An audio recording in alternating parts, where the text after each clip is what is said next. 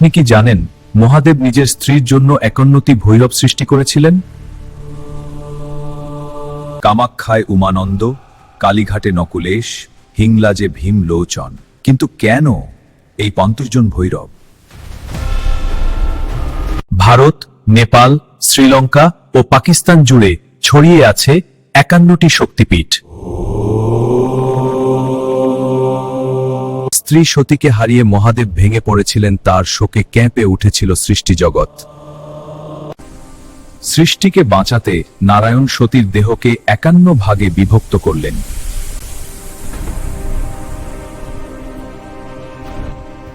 যেখানে মাথা পড়ল সেখানে হিংলাজ অজি,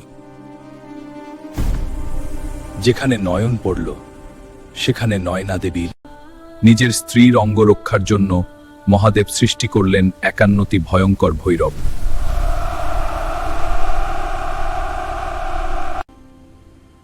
ভক্তজন, ভিডিওটিতে কমেন্ট করো, লাইক করো, সাবস্ক্রাইব করো, আমাদের আশীর্বাদ পাবে।